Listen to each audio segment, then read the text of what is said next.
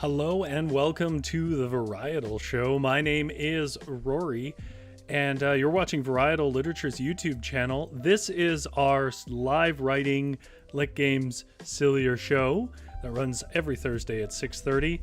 I see chat's already going, so if you guys are not aware and you've never been here before, two really quick things off the top. First of all, if you're not watching it live, in the description below, there will be timestamps if you just kind of want to jump ahead and see how things turned out and don't really care about the process in between. But if you are here live and you do want to participate, because this is a participation-heavy one, join us in the chat. I guess it's this way on you. I never quite know because it mirrors me twice or three times or something by the time it actually gets through to YouTube. So the live chat is somewhere around. If you're not seeing it, you have to be logged in and stuff like that. But beyond that,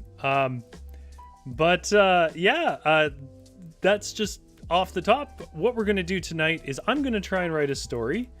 And you guys are going to try and force me to inject ridiculous things in there, including a great deal of lies and tall tales and so on. And the way we're going to do that is with the chat demanding things, and I'm going to put up a little rolling table now and then where we can, well, you'll see. You'll see. Also, how do people feel? I pulled back the curtains, and now you can see the ocean outside of my house, in my landlocked house. But yeah, we're talking about the heat. So yeah, that'll be the real measure of time today. We'll see how far in the story I get before I decide it's too hot and I can't be bothered. It's been we have probably 40-ish minutes until I just give up. So let's not waste too much time then. We'll go straight to what matters most, which is we are doing a proper lit game today. Now, lit game is literature games. It's where I and sometimes other people and the chat try to basically do something of a challenge with writing. And what I'm going to do today is I'm going to tell you the true story about the first time I climbed a mountain. No, second time. Sorry. I just realized the second time. First time wasn't very interesting. It's a straightforward story, and it has some little silly things that go on. However, what you guys are going to do is you're going to deal with my rolling table of chaos. Rolling table of lies and chaos. And the way that works is that's 10 items, one of which is a wild card. And I have a little D10 dice here. If you've never seen a D10 dice, that's a D10 dice. Of the 10 options that I have, I'm just going to read them out for you in case you are a person who cannot read this list. Number 1 is no letter A. So understand this basically applies to the next sentence I write. These aren't like permanent things. So number 1 is the no letter A's in that sentence. And I will say that if we get that one more than once, chat can decide on other letters, but I have to admit there's some letters I just don't think I could do.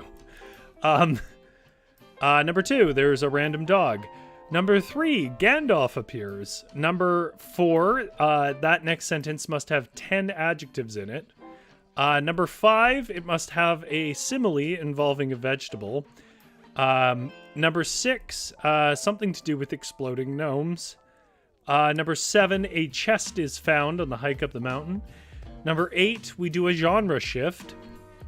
And again, I'll let chat if they want to involve themselves. Otherwise, I'll just make an arbitrary decision. Number 9, for the next sentence, there needs to be ample alliteration.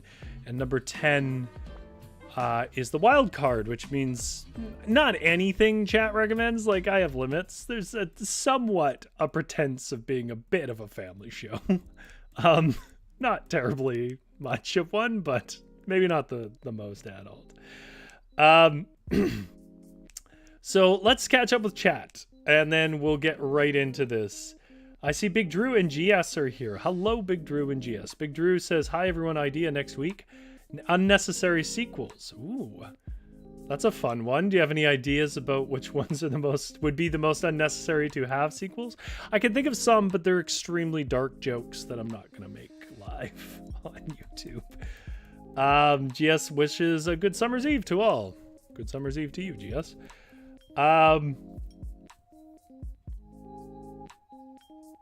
GS noticed it's not raining out your window. Yeah, I was thinking about that. I was like, we're so far from rain at this point, so why don't we make it a nice, pretty beach? Oh, Big Drew says it's 40 degrees Celsius in his area, which is impressive for two reasons. One, that's very hot. And two, Big Drew's American, so that means he took the time to translate that for us into temperatures that the rest of the world uses. GS says no letter A. Forget it. I think I could do letter A. I don't know if I could do E. Holly's house won't be fond of number 6, exploding gnomes. I guess Holly's house likes gnomes. Big Drew recommends Passion of the Christ 2. Crucify this. Yeah, see, I thought of things like that, but like, I was like, I don't know. I feel like that limits my audience. Okay, so I'm going to start writing about every little bit. There's two ways you can get me to do stuff, chat. The first is you can call for me to roll the dice. The second is if I see 2 or more votes for one of the options there, then I'll do that on the next sentence. So this is on you, chat, because all I want to do is write my story, and all you want me to do is to fail in doing that. Okay, so I'm going to start writing my story before you guys totally catch up. The second time I climbed a mountain is what this is. Yes, I intentionally made this look like what I did with my summer. It was... Ooh. Hey. No, we're not fixing my immortal. We already did that. It was a dewy, early spring morning. The sky was darker than I wished. I looked to Dustin, my younger Bob Dylan loving friend, with a scruffy bush of curly hair, and said, maybe it is gonna rain.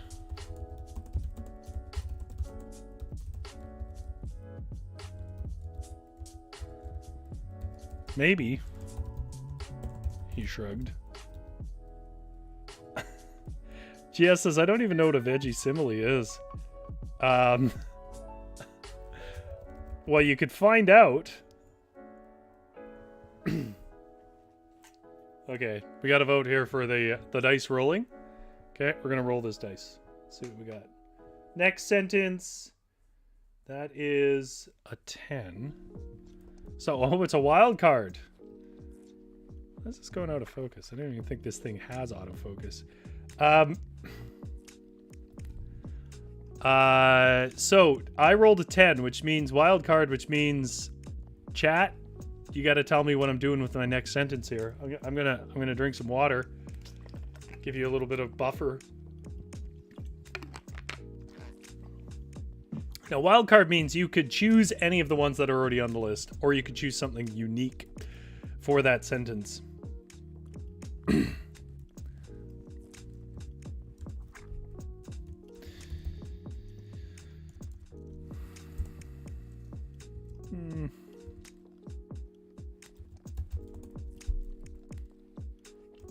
What was it calling? It was Teabag at that time.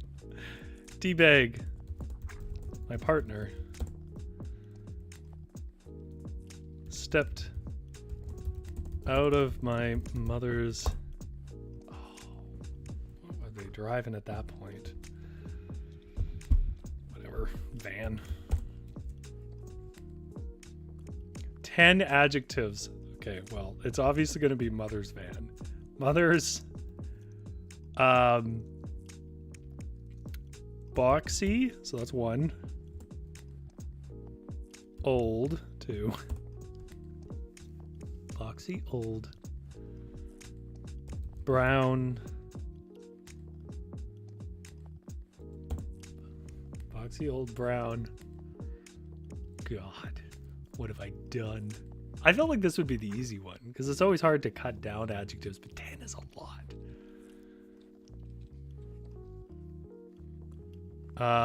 Stepped out of a boxy old brown. Just to be clear, because Big Drew says protagonist is driving a 1977 Trans Am. Just to be clear, this is a true story. These are real people. And a thing I actually did back in high school.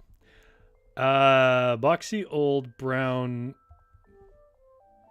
dirty peeling 1, 2, 3, 4, 5 dirty peeling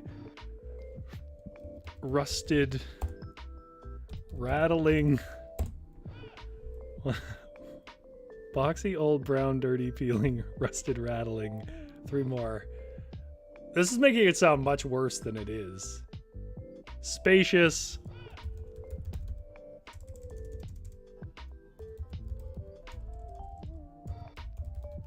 solid and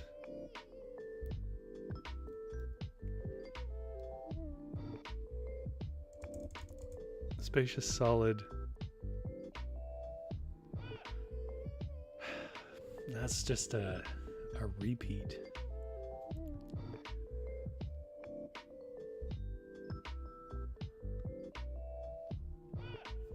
Many seated minivan. Oh my god, you guys are helping me out. I didn't expect that. Pedantic, loud smiley. Rat infested, luminous, dependable. Okay, teabag. My partner stepped out of my mother's boxy, old, brown, dirty, peeling, rusted, rattling, spacious, solid, many-seated minivan. She said, we'll deal with the rain if it comes. But it's not supposed to rain. Or it wasn't anyways.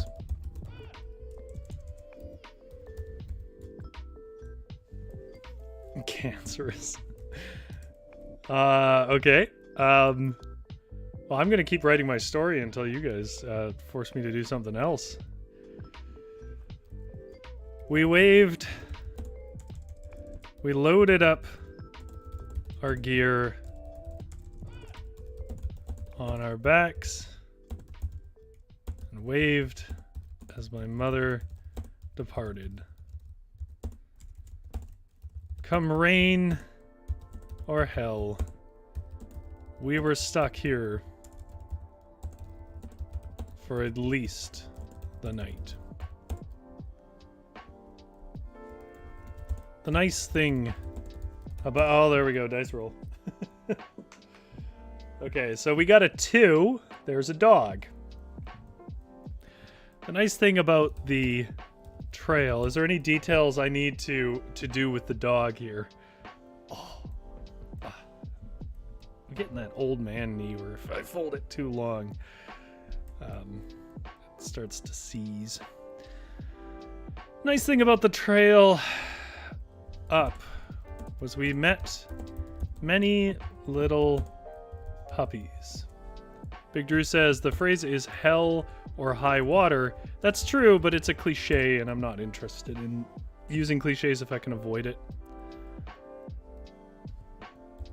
And I actually didn't put what I meant to say or whatever the hell.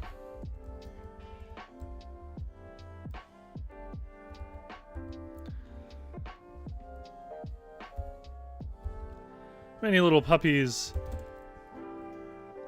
and big dogs were jogging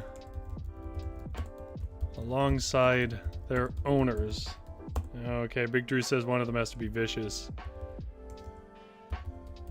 One of which snarled, but this isn't true, Drew. One of which snarled and snapped at us. I stumbled backwards, thrown off by my unfit body and 60-pound bag, which is pretty much true, by the way. I'm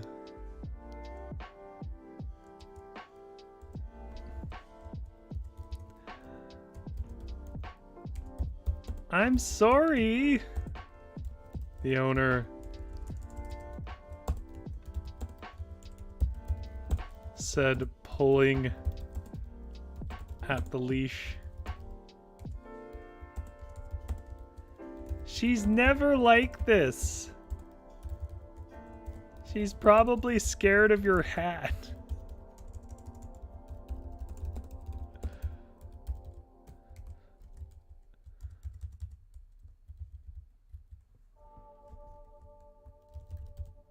Dustin and Teabag looked at my normal baseball cap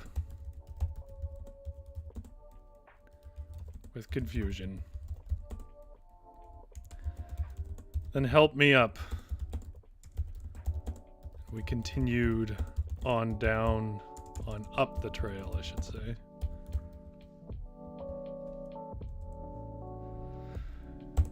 All right. Well, there you go. I worked in your first lies. Oh, GS says ample alliteration, but I only see one vote for it, so I'm going to carry on. I've heard the hat thing before. Yeah, Victor. I have too. You know, I've owned dogs almost my entire life. We had several dogs when I was growing up. And it really makes you annoyed at the way excuses people make for what are obviously just, for the most part, their own bad pet parenting. Nah, Big Drew, I knew he'd go for it. I talked too long. Now I got to do alliteration. Now, I will admit, alliteration is one thing I'm generally good at, but I can do it. I haven't done it in a while because it's considered actually bad form. You're not supposed to do alliteration. I guess it's distracting. So I've been like trying to work myself out of the habit of it. But let's see what I can do. Dustin D. Teabag looked at my normal baseball cap, then helped me up, and we continued up the trail.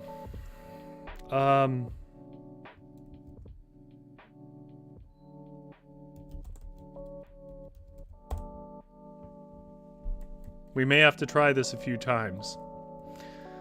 The cloudy...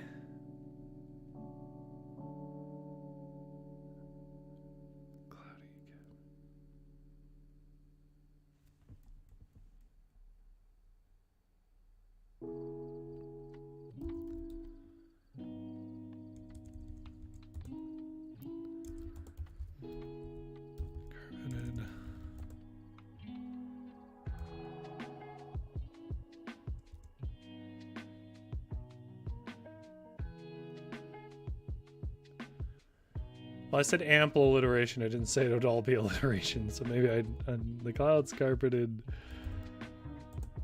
the...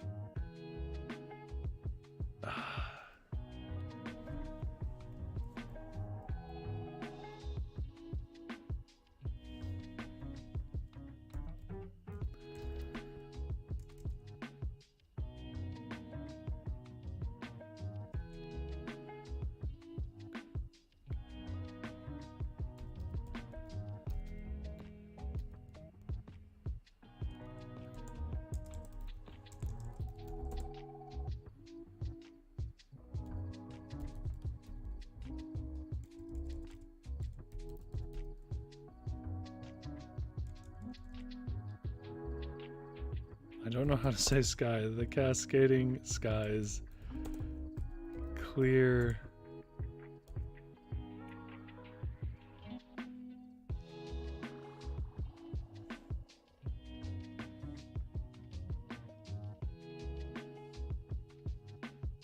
Just, yeah, Big Drew says quit talking and alliterate. The clouds carpeted, the cascading skies clear. Oh, I had it too.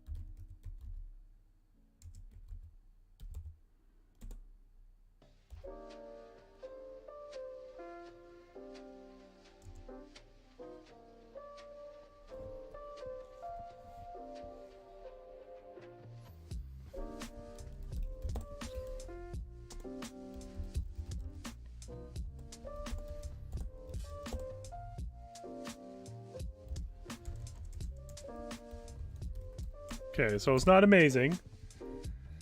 But the clouds carpeted, the cascading skies cleared dew along the capillary paths that carried us up to camp.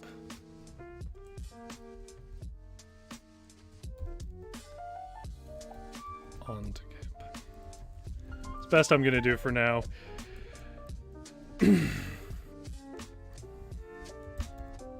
It wasn't a pretty trail.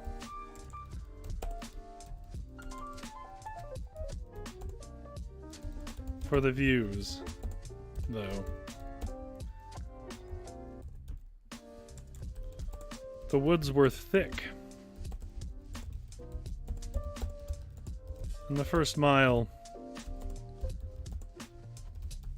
was just a thinly disguised old logging road.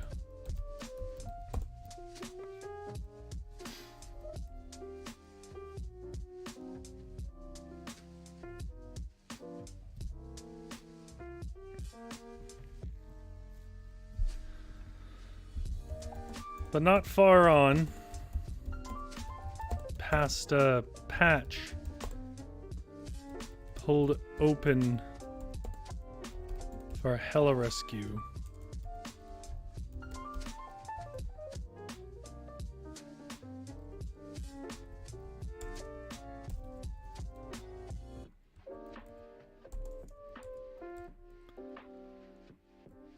Whoops. The path branches off into a winding Tolkien-esque old growth forest. Oh, veggie similes. Okay. The ground was as squishy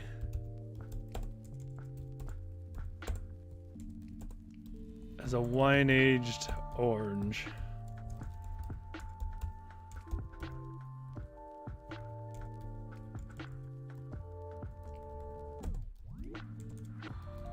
Forgotten in the fruit bowl.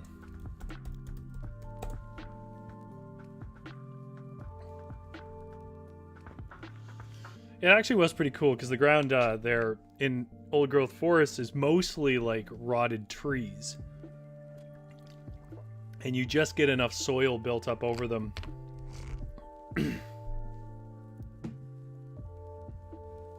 Oh, GS says orange isn't a veggie. That's true. Let's do tomato then. It's a wine-aged tomato. Forgotten in the produce drawer.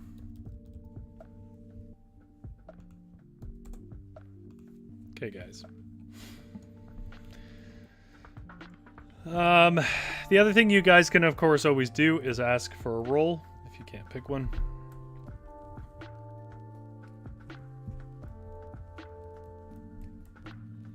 Holly says tomato is a fruit. Tomato is either, actually. I'll let you guys look it up, but tomatoes can count as either. The windy Tolkien-esque old-growth forest. The ground was as squishy as a wine-aged tomato forgotten in the produce drawer.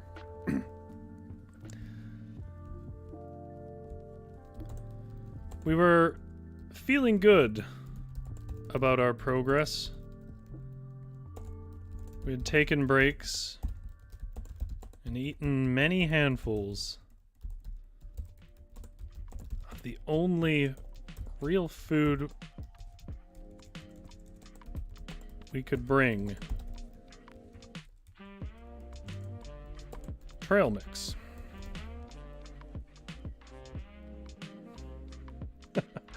Ollie's house is accusing me of cheating. I promise you I am not lying. Tomato can be either. That's the whole debate about it.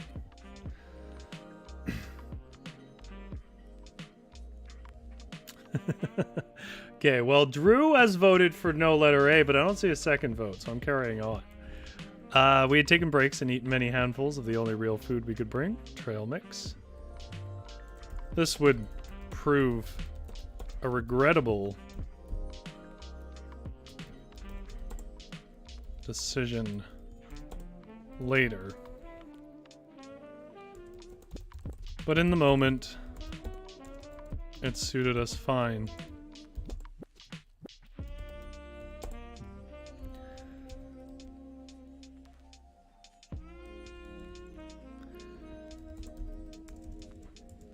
The uneven ground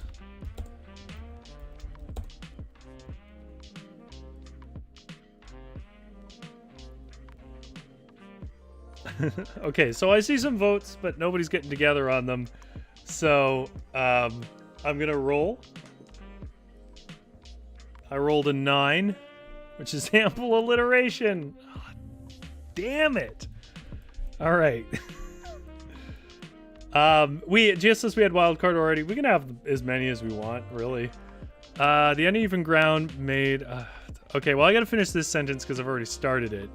But then I'll do ample alliteration, and then I'll look and see if we have 2 votes for anything.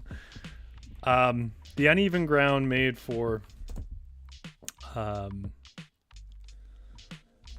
harder hiking. As the soft step sucked our energy. I think I already did the alliteration there. Sucked our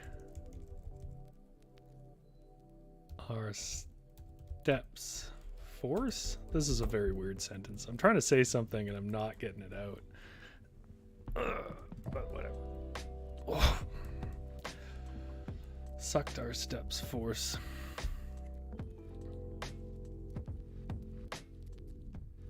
Ollie's house says, Rory, we can't see the dice. You don't even need a dice. You can just say whatever you want. That is true. But you must know I'm not lying because it came up ample alliteration.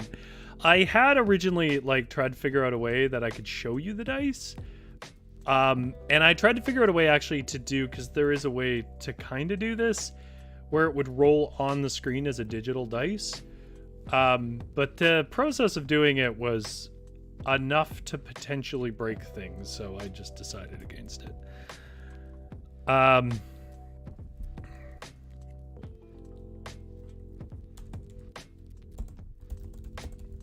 the high step emphasized.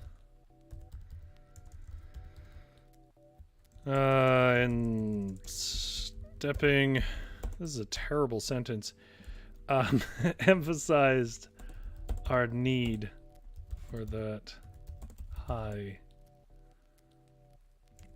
for that bounce up.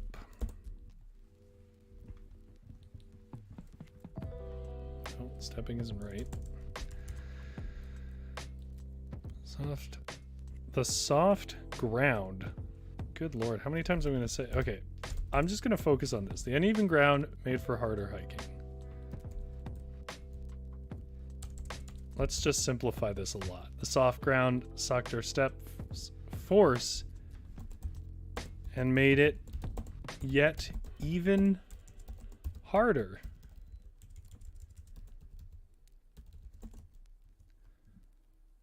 The hardest hiking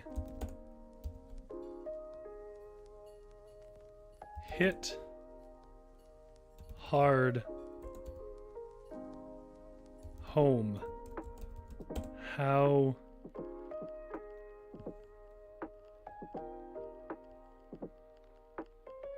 horrible are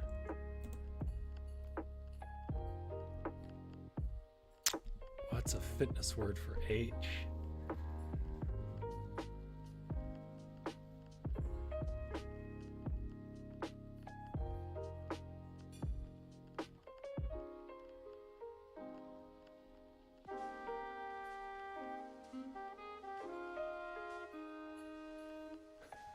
She says, this sounds like the soft ground is the main antagonist in your story. It really was. It was hard. The hardest hiking hit hard home. How horrible are health, hips, and oh,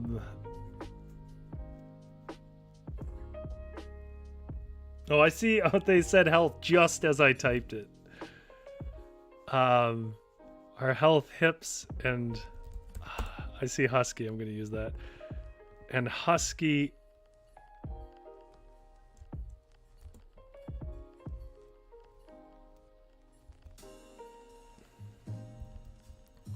hold of heavy. Is there a word for bags that is an H? I guess haul.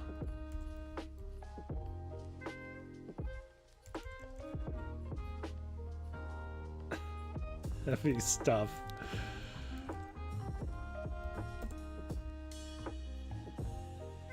Had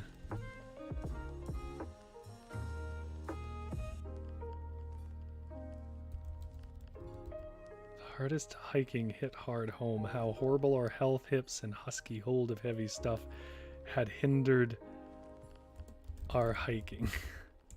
Our homeward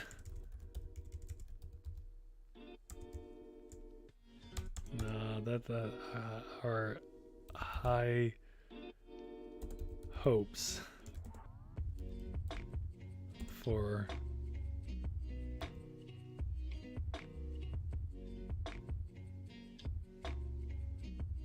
something for early camp. I'm not going to spend more time on this.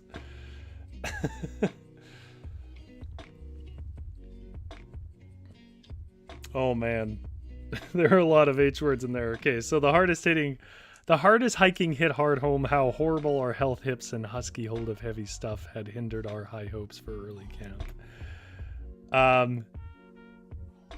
Penny says hug. Hug is a good word, Penny.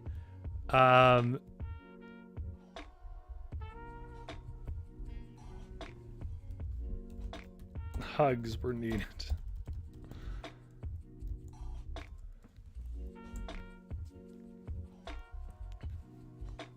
Hindrance. I was looking for the word hindrance. Yeah. Anyways, okay. There were a bunch of things that people says. I see that there's a vote for exploding gnomes. An emphatic one. Is there anybody else voting for exploding gnomes?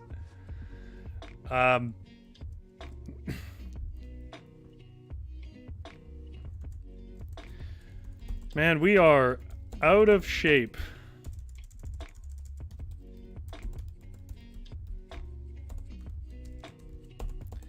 I wheezed.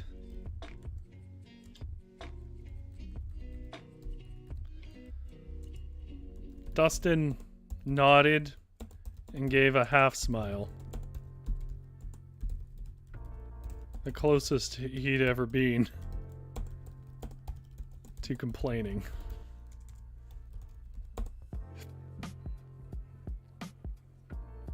Okay, so Big Drew and Penny have voted for exploding gnomes. So that's 2 votes. Which I guess means I have to start lying. Suddenly, Teabag screamed.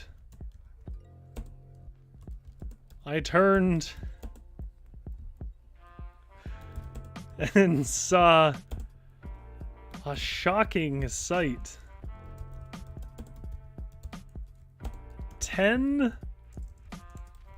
small little men with cone hats all.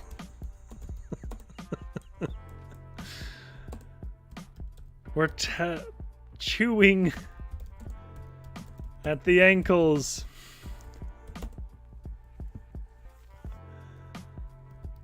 of my dearest.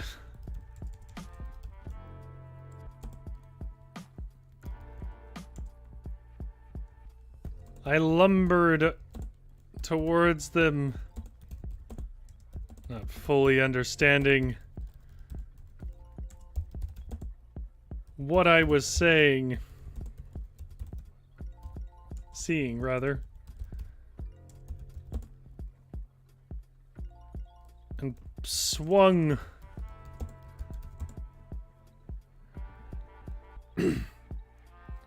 with my tent poles to fend them off.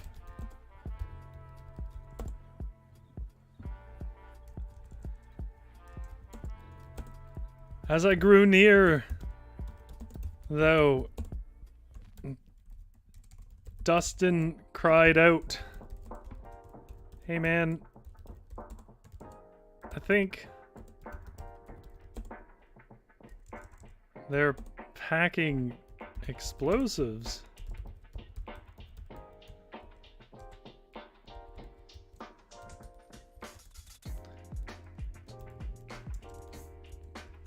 What? I said in shock. But before I could process it further, one jumped for me, bound in a vest of firecrackers, and cried, "For the motherland!"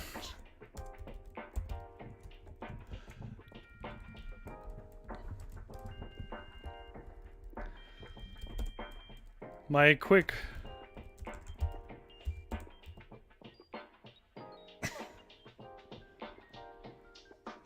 reflexes drove me to bat the gnome away, and it squealed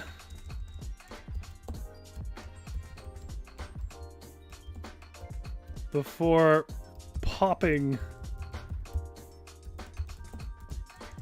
in the air.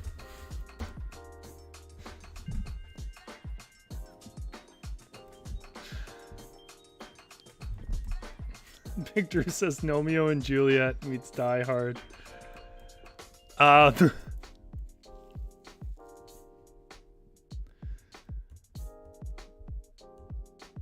Dustin and I pulled Teabag to her feet as another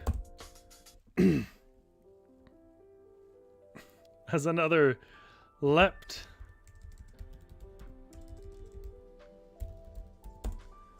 crying for glory and honor.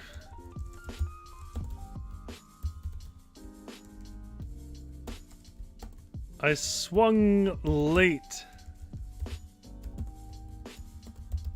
and fire and flesh and gnome flesh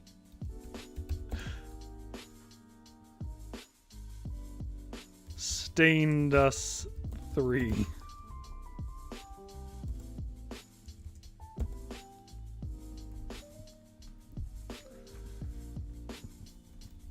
We were burned, but not defeated. The gnome horde were shouting obscenities.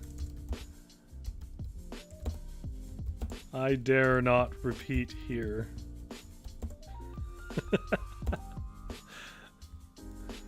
I see Holly's house is upset.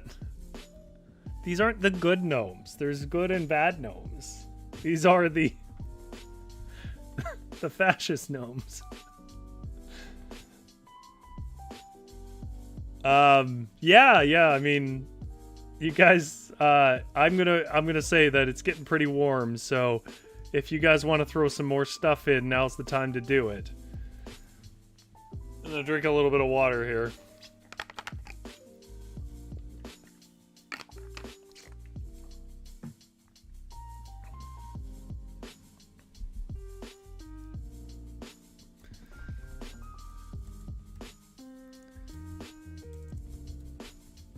Why are they attacking us?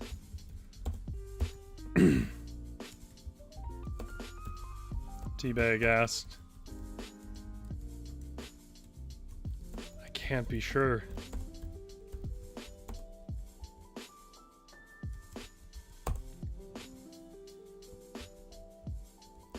I answered. Maybe they just don't like us. Dustin asked.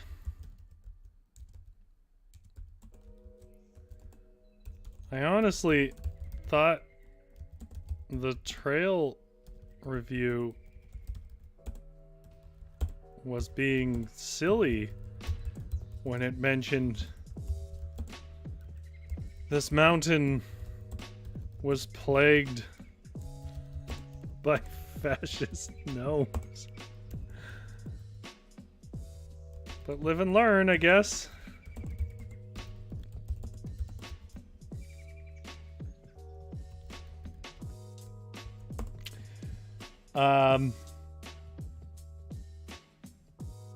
Okay, we have 2 votes for reanimating.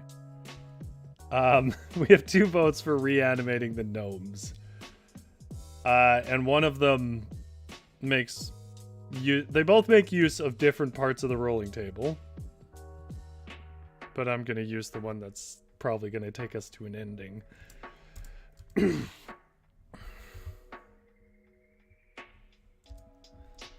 Then a voice bellowed out,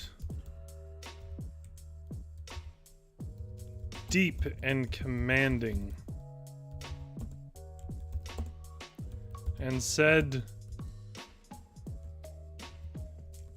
"Gnomes, thou shalt not blast."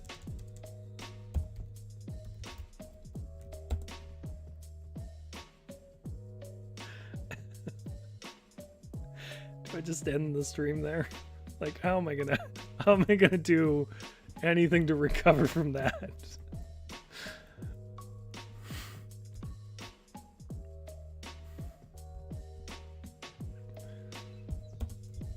It was a tall, gray-haired wizard with a staff. And upon his command, the gnomes shuddered, and the blasted ones were hastily assembled by the light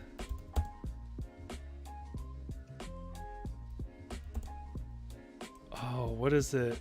Aluvatar. By the light of Aluvatar. Ooh, Aluvatar. 99% of the internet is going, what is that? And the other 1% is very mad at me because it's probably not canonical. The hastily reassembled, I should say.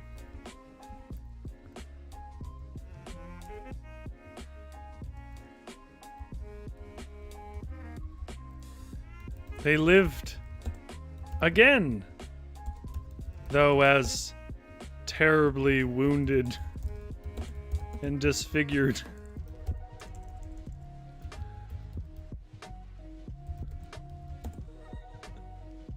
Frankenstein gnomes with mismatched limbs.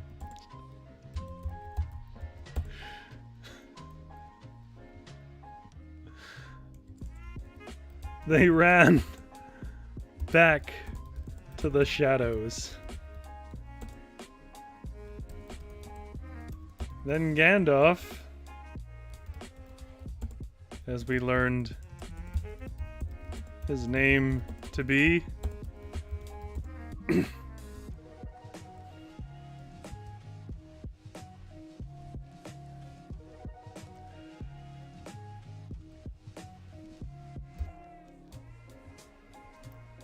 would Vedger the splattered gnomes? Splattered like an eggplant left too long in the microwave.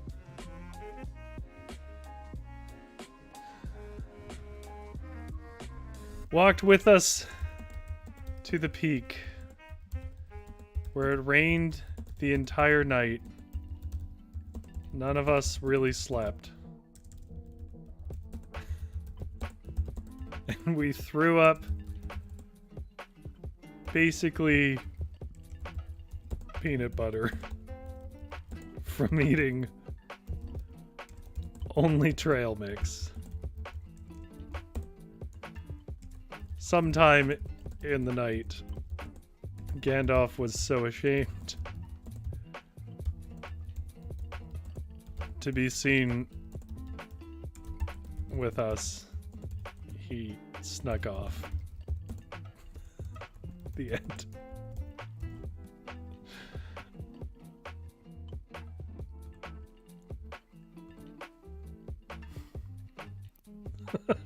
There's some real dark jokes going on in chat. Okay, I gotta read this aloud so that anybody who's jumping ahead will be able to read it. And then, guys, we'll call it a day.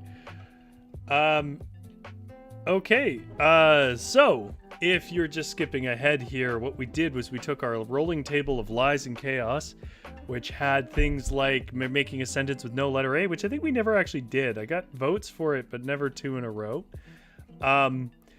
There's a dog, that one happened. Gandalf appears, which might happen. 10 adjectives, veggie simile, exploding gnomes, a chest is found. We didn't use that one, though we did have some votes for it. A genre shift happened for other reasons. Ample alliteration happened twice, and it was hard both times. And the wild card happened a couple of times. And so what we're going to do then is we're going to read back the story that me and chat created. Now, the story is a true story. But it's obviously been infected by the influence of chat. So this is called The Second Time I Climbed a Mountain by Rory. It was a dewy early spring morning. The sky was darker than I wished. I looked to Dustin, my younger Bob Dylan-loving friend with a scruffy bush of curly hair, and said, "Maybe it is going to rain." "Maybe," he shrugged.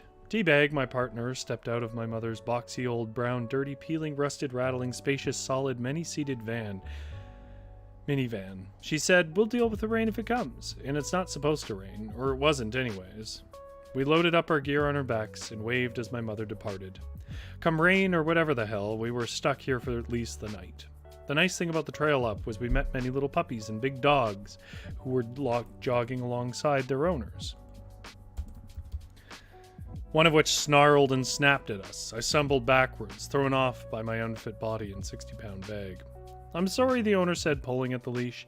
"She's never like this. She's probably scared of your hat."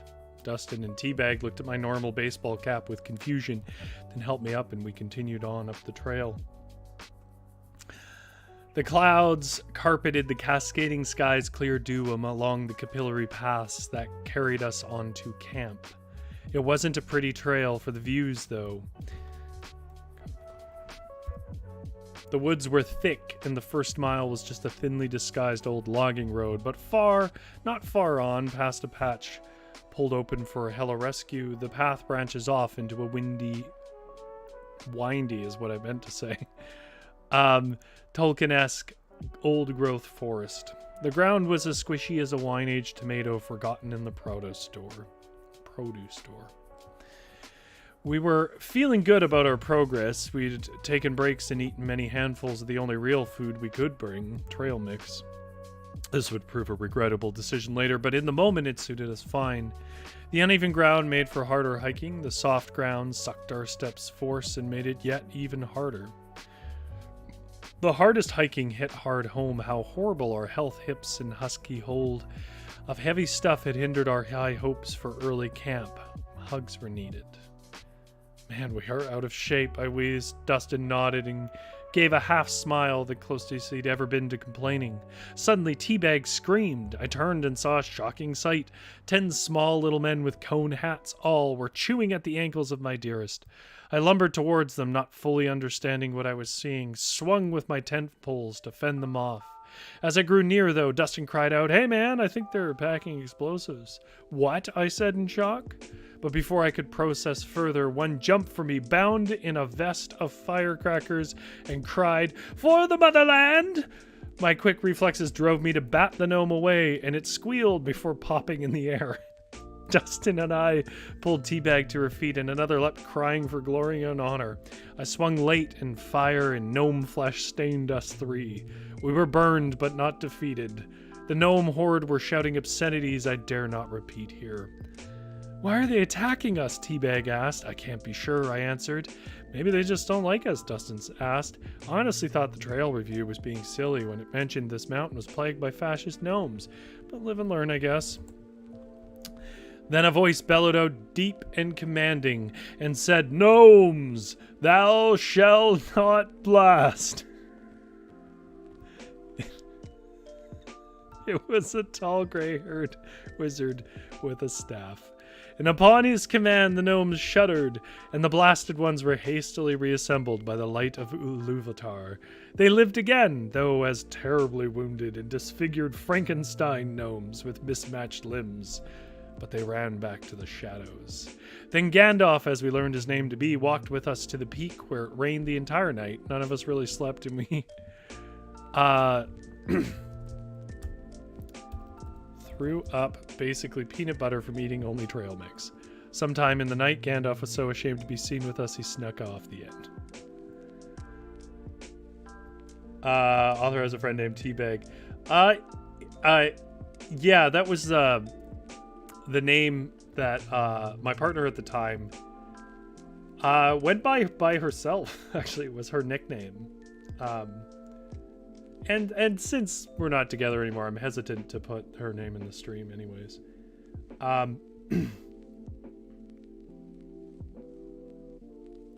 Oh, I see a lot of people like the idea of Franken-gnomes. Well, that's good. I expect to see a great deal of Franken-gnome art attacking the three of us. All the artists in chat need to show up and give me give me visuals of exploding gnomes and then the consequent Franken-gnomes. I expect that next week.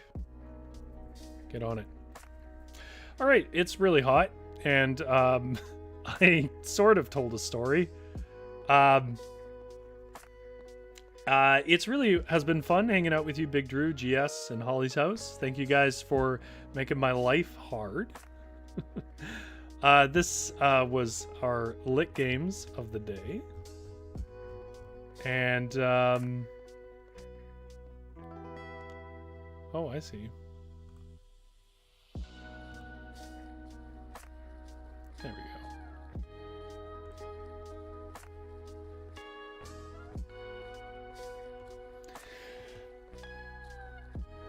go. Big Drew says you need to get one like the Franken-gnomes as a tattoo. You created them.